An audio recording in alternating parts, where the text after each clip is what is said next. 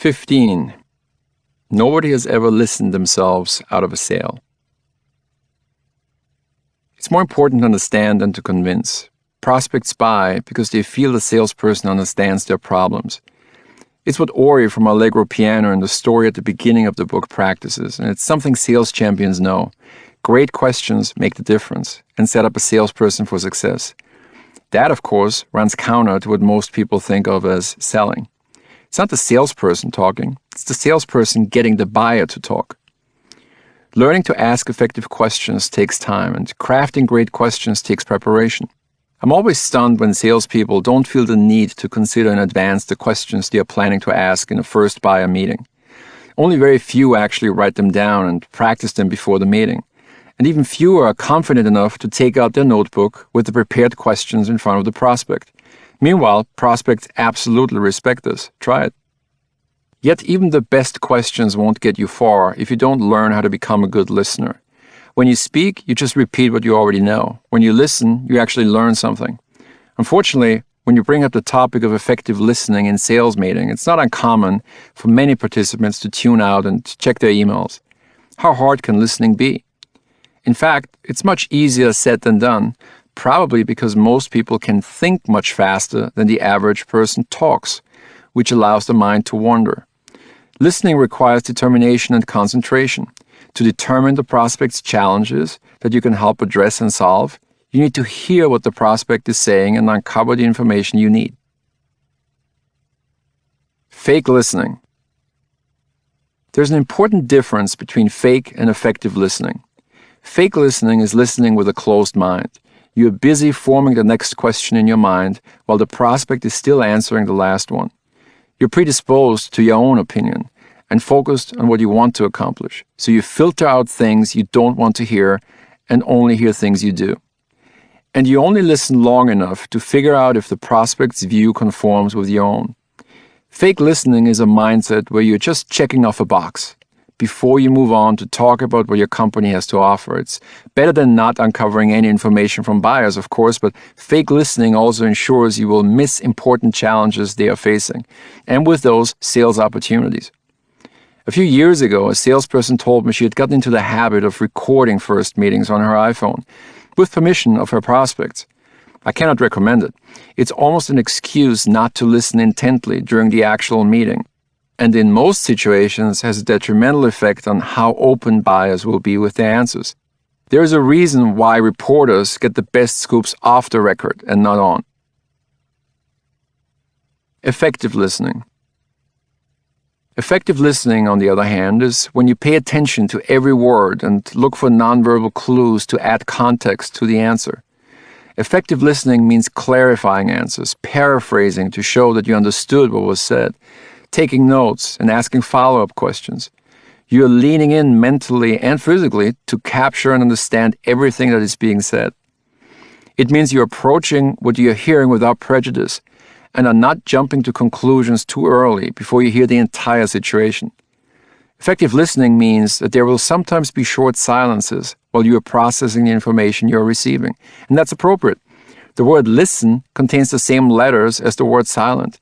And when we are silent, we obtain greater insights. We not only learn when we listen, we also earn when we listen, as we are provided clues on how to present our assets and ideas more effectively in the next phase of this first meeting. And, almost as a side effect, effective listening also conveys respect and helps us gain the buyer's trust. When you really care about listening intently instead of just treating the conversation as another opportunity to make a sale, buyers can sense it. One of the greatest strengths of sales champions is their curiosity. It's a personality trait that helps them dig deeper for answers, which means they are able to get buyers to let down their guard more. As a result, buyers go beyond mere facts and give them more stories and behind-the-scenes information, all of which has the important side effect of buyers becoming emotionally involved in the sales process. Broadcast sales legend Bob McCurdy shared the following tips on effective listening. Avoid being so focused on what you're going to say that you miss what is being said. When concentrating on what you're going to say, you're paying attention to yourself, not the person speaking. Listen with empathy. By intently focusing on the speaker, it is easier to see things from their point of view. Seek to understand. Slow it down. Take a breath before responding. Even though it might not be the case, it does come across as more thoughtful. Write down any questions you might have prior to the meeting. This frees you up to listen. You can't both listen and figure out what to say next. If you're like most people, you jump back and forth between the two, missing half of what the prospect is saying, which could include information relevant to your business case. Get in the habit of repeating back at least some of what you have heard before launching into a response. 16. Judge a person by their questions rather than their answers. François-Marie Arouet, more famous under the pen name Voltaire, was aware of the power of great questions even as early as the 18th century. What you might not have known or cared about back then is a fact that is essential to everyone in a 21st century sales profession. The fastest way to set yourself apart from your competition and add value is through intelligent questions. At some point growing up, we've all been told there are no stupid questions. While that might be true in many situations outside sales, it is certainly the wrong advice for a first meeting with a buyer. Your questions need to be well thought out and have substance. The last thing you want is for buyers to feel they're helping a high school student with a term paper, rather than talking shop with a professional colleague with lots of business savvy. Every question you ask will either enhance or detract from your credibility. With all the data available on the internet, asking intelligent questions has become more important than ever. Buyers simply don't have the time or patience to answer questions you easily could have answered yourself by spending 10 minutes on their website or searching Google. There's a big difference between a question like, how many retail locations do you have? And, my research shows that you currently have 7 locations in the Bronx, 5 in Queens, and that you just broke ground to build a new flagship store in Brooklyn. Any plans for additional new locations this year? Your best questions will be informed by insights. We are seeing this. Does that apply here as well? The more your questions are driven by insights, the more knowledgeable you will come across and the more thought your buyers will put into their responses. As in so many areas, your category expertise will be very beneficial here. Given your experience with other clients in the same industry and your research, you can lead with hypotheses of prospects' needs and challenges. Prospects like this because it feels more like a get than a give. They get your informed perspective rather than them having to educate you on the basics of their business. Correct use of terminology and jargon specific to their industry also plays an important role here.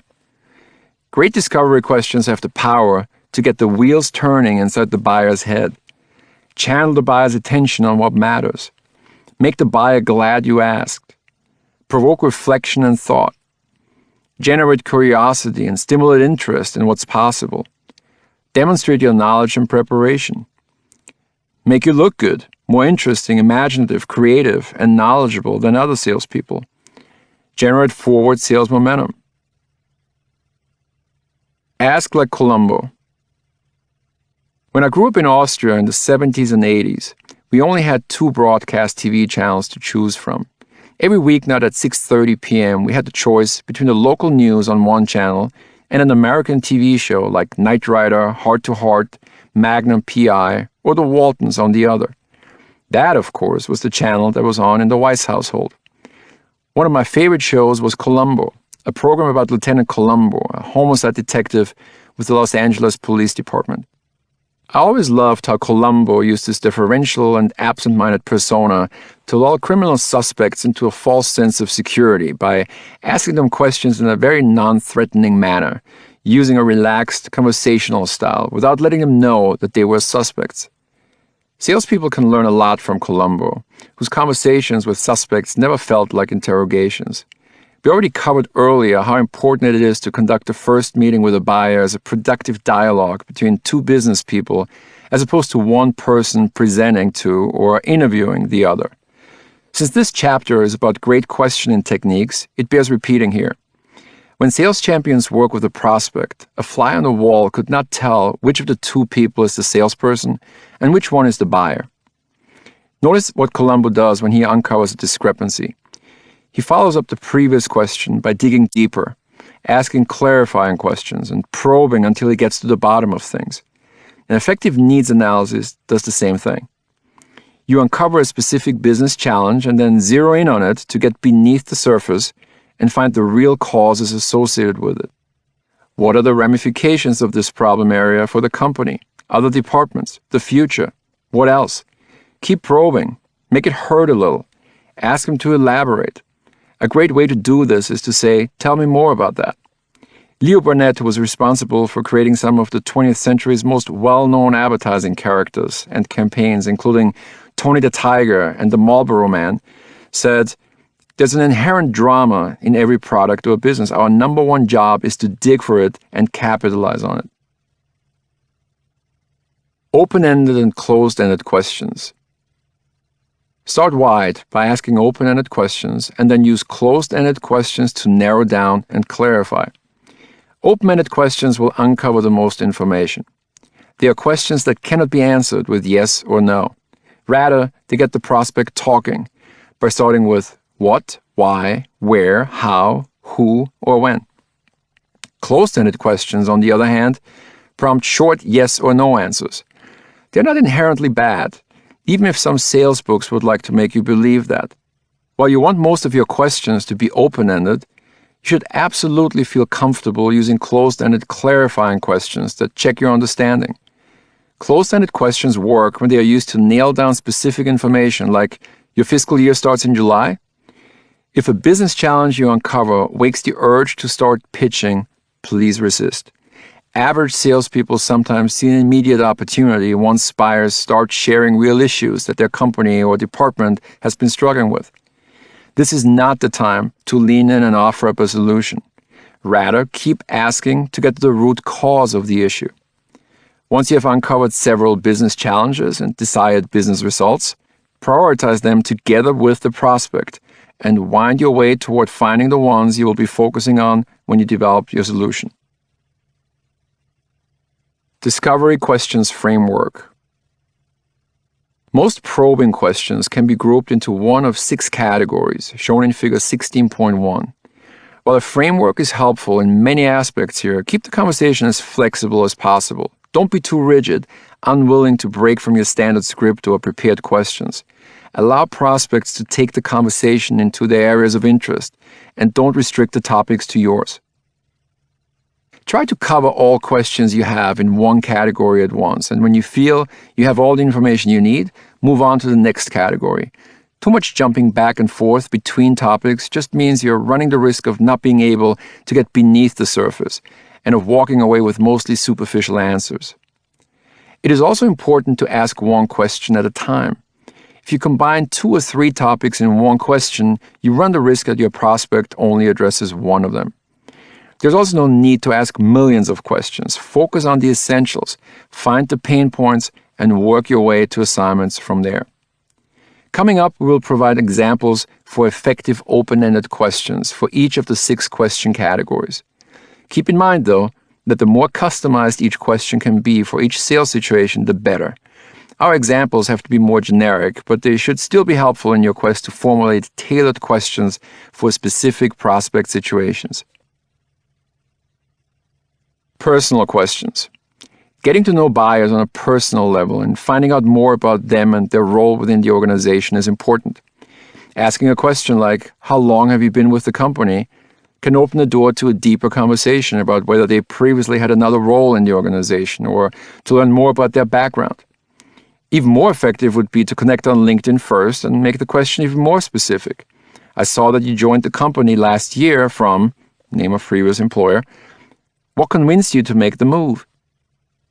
As you can see in Figure 16.1, personal questions can be used at any time in the first meeting with buyers. It really depends on what impression you have of the buyer's personality after the first few minutes of the meeting. If you feel you have established enough rapport, feel free to use personal questions as warm-ups for the other questions at the beginning of the discovery phase.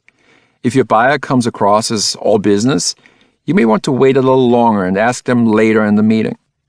I once was with a young account executive whose first question to the buyer was something along the lines of, "What are your personal goals?"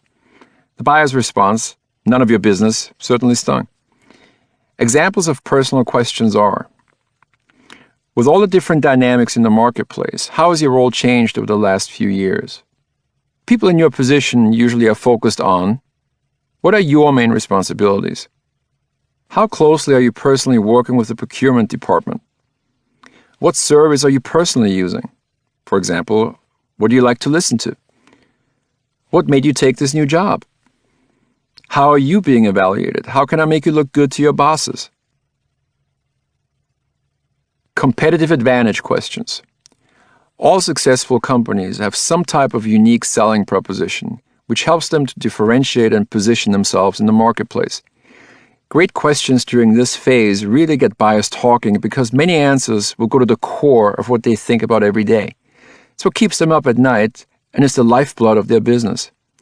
It's also what makes their company successful or, if things are not going well, points toward the main reasons they're not hitting their goals. This is where you discuss strategy and plans. It is particularly essential that you do your research in advance for this category of questions. The times you can ask a prospect what the company's tagline is are long gone. Examples here are: what sets you apart from the competition? What makes your business unique? If I spoke to several of your customers, what would they say keeps them coming back? In one sentence, what does your business stand for? What's the one word that comes to your customers' minds when they think about your company? What is your staff struggling with the most right now? What's the biggest misconception about your business that you feel needs to be addressed? Where's your product or business in its life cycle? Are there any potential charity tie-ins we should consider? What is your biggest challenge right now, business or marketing-wise? What are your plans in regard to? Do you have any programs set up specifically for diversity initiatives? Consumer questions. Understanding the company's current customers and potential future customers is essential to coming up with an effective customized solution. If available, look at third-party research in advance of the meeting to help you guide your questions. If you work in the media industry, Nielsen Scarborough or MediaMark Research and Intelligence, MRI, are good sources of this data. You want to analyze demographic profiles and psychographic data of the prospect's core consumers. What are typical buying behaviors? Who in the family makes the buying decisions for their products or services? What customer segments are they currently not seeing success in? Sometimes buyers will respond to questions about their customer base with, "I'm trying to reach everyone." Very, very few businesses and brands successfully target all demographic and psychographic consumer segments. And clearly, an answer like this is not enough for you to build an effective solution. You have to dig deeper. I understand roughly what do you think the percentage of 20 to 40-year-olds of your total customer base is? Then narrow it down further from there. Examples of consumer questions are: who do you consider the ideal customer in terms of age, gender, and other demographics? Do you have different target customers for different products? What's your primary service area in terms of geography? Where do your customers come from? Are there any customer segments you want to pursue more aggressively? Tell me about the customer journey all the way until they purchase your product. What is the most common question a shopper will ask first? In what ways have customer expectations changed in the last couple of years? Do most customers tend to know what they want, or are more of them seeking help and information? Competition questions. Next, find out more information about the company's competitors. How do they position themselves in the market? What type of marketing are they doing? What are their core strategies? Who is the market leader? And if available, what do market shares of the top 3 competitors look like? Have they been gaining or losing share? As with consumer profiles, you might be able to add value to their responses by researching these facts up front. Asking about a prospect's competition also has the added benefit that you can become an even better expert in the prospect's category. You might even hear about a new lead or two. Examples of competition questions are: how do your sales compare with those of your competitors? Do you have any way of knowing or estimating whether your market share is growing or shrinking? Are there any newer businesses that are coming up fast? On a scale from 1 to 10, how would you rate your competitors' performance over the last 6 months? What do your competitors do better than you? Where are your competitors advertising? What media do they use and what strikes you as effective? If you stopped advertising right now, which one of your competitors would gain the most? Current partner questions. Ideally, you were able to determine in advance of the first meeting what partner or partners read which of your competitors the prospect is currently using. Asking more detail about what's working and not working, what they are happy with or would like to change in their vendor relationships. How far in advance do they plan? What could change look like? Any new projects they are working on with their current partners? Examples of partner questions are, what's the one major thing you would improve in your relationship with your current vendor? What are you trying to accomplish with your vendors in the next couple of months and this year? How satisfied are you with what you're getting? Where do you still have gaps? What's your media mix right now and what's your strategy behind it? What initiatives have you already implemented to help with the issues you just mentioned? Have you ever had a promotional idea you really liked but lacked the bandwidth to pull it off? What's the most successful strategic partnership with another company you had? What made it so special? Sales momentum questions. The last category of questions is designed to help you gather valuable intelligence you need to advance the opportunity through the sales process. As with personal questions, you will find sales momentum questions even more effective if you are able to spread them out over the course of the meeting. These are questions in regard to timing, like budget planning or lead times, the decision-making process, including where the decision authority lies within the company, and results measurement. Examples include, we covered a number of challenges. Let's prioritize them. What's the most urgent? How do you select your partners? What's the process, internally and externally? What are your decision criteria? Where are you in the process of evaluating options? What other alternatives are on the table? How are decisions being made internally for programs like this? Anyone else I should be speaking with? Who will be giving you input? How did you decide on a partner for this the last time around? Do you work with a creative, media, or PR agency? Do they need to get involved? When? How do you measure your marketing results? What systems do you have in place to measure advertising response? Is there anything you'd like to improve with your current attribution approach? When is your next campaign slated to start? Do you plan quarterly or monthly? After you go through your questions, it is important to check with buyers if everything they think needed to be covered was in fact discussed. Is there anything else you think I should know? What else should we be talking about?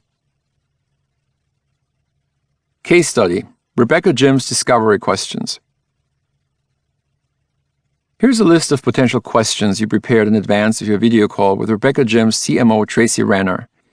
This doesn't mean you will limit yourself to these questions or that you will in fact ask all of them. You definitely want to go deeper on some of the answers you will be receiving, especially the ones that uncover challenges Rebecca Jim's is facing right now. But the following questions are a good starting point. I read in Crane's Business that you've signed your lease for your first New York location in Williamsburg. How are your plans coming along for the other locations? My research shows that you have anywhere between 10 to 15 locations in each of the markets you're currently operating in. How many are you shooting for in New York? Will the majority of locations open at the same time, or will you have a staggered launch? There are several gym brands in the tri-state area focused on female members only. Based on my research, I believe Lucille Roberts is the largest one of them. How will you be different from them? You have testimonials on your website from successful members of your West Coast locations. What would they say are the reasons they attend your gym? Why do they come to you? What's the biggest challenge you're facing from a marketing perspective for the launch? I noticed your current TV spots on the West Coast feature a Hispanic and an African American woman, both in their 30s or 40s. Are there any consumer segments you will pursue more aggressively during a launch in New York? What does your ideal member look like? How old is she? What does she do for a living? How much money does she make? What type of person is she? Growing your female membership base quickly is of course crucial for a launch, but what are you mostly focused on to make that happen? Generating brand awareness? More social media followers? More tryouts? Based on Kantar data, the biggest marketing spenders with well-established brands in your category here are Planet Fitness, New York Sports Club, and Lucille Roberts. And of course, apps like Weiss or companies like Peloton are coming up strong. Who do you consider your top competitors? Where will your members come from? The majority of your ad dollars on the West Coast are spent on broadcast TV. Have you decided on your media mix for your New York launch? When you started at Rebecca Jim's last year, were you aware about this massive launch project on the East Coast? I'm sure it must be long hours right now. You mentioned that you're working with a PR agency. Are they based in New York? Are you working with a media agency as well? Have you locked in any influencers for your social media campaign yet? Who on your team is involved with marketing decisions for the launch? Anyone else I should be speaking with to gain even more insights?